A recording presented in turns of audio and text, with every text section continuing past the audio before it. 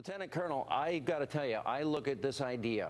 Why don't we just take a baseball bat and wake up every sleeping terrorist and terrorist cell in America and say, America's a bad country. This is what we did. This is the time. Why would we ever do this? Well, first of all, doing it at this time, Sean, amounts to nothing less than providing aid and comfort to the enemy. There is no practical value, practical utility, practical advantage gained by releasing this report. The only people that gain are the terrorists who can now rev up the propaganda machine again. It betrays the trust of our allies who helped us in the raw and tumultuous days, the confused days after 9/11. So why do it now? Well, I think the Democrats, the Obama administration is reeling so badly that they will do anything to remind us how evil George Bush was. And, you know, George Bush, let's face it, he was responsible for the crucifixion of Christ, the Black Death, and the Holocaust. Got it. But it's over. And now Dianne Feinstein, two things are happening. One, she knows the Republican Congress coming in would not release this report.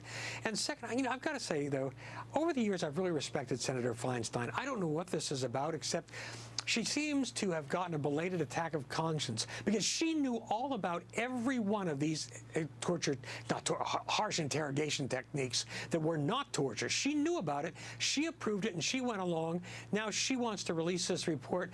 And, Sean, my bottom line of this is very simple. The CIA deserves commendation.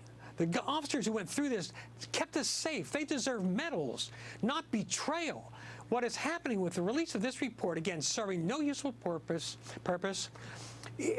it's a betrayal of the people who keep us safe. I'd give those CIA officers medals, not reprimands. You know, here we have the Bush administration, and they use enhanced interrogation techniques against terrorists, and we get intelligence, actionable intelligence, some of which led to the courier, which led to bin Laden.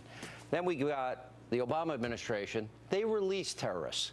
What does that tell you about what's the right way to handle those that are committed to destroying our way of life? I mean, I'm having a hard time understanding or putting my arms around the people that would release this information that our enemies will hold on to.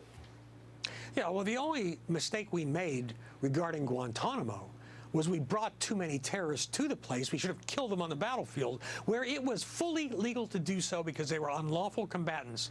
Look, we've talked about this, John. The only way to deal with Islamist fanatics who want to kill us is to kill them first. And you've got the Obama administration apologizing for everything, worried about our strategic table manners. And what really alarms me, and it even goes beyond Obama, the Obama White House, we've lost the will to win. Our enemies, the Islamist terrorists, even Putin, have a greater strength of will. They are determined to win, and we're worried about what the lawyers are going to say. And, Sean, lawyers win courtroom battles. Lawyers don't win wars. And then you've got Hillary Clinton, my God, saying we've got to learn to respect our enemies, to empathize with them.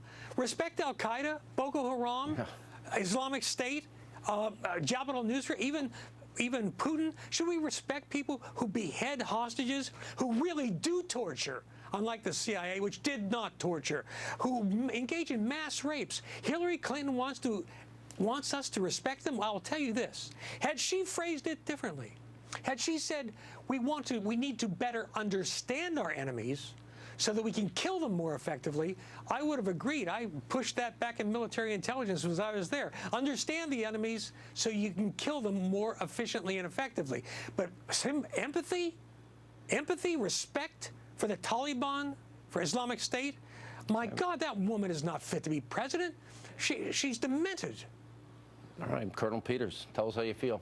Thank you for being with us. Coming up, more on President Obama's comments about racism in this country. DeRoy Murdoch, Brian Benjamin, they weigh in later. And also our question of the day. Straight ahead.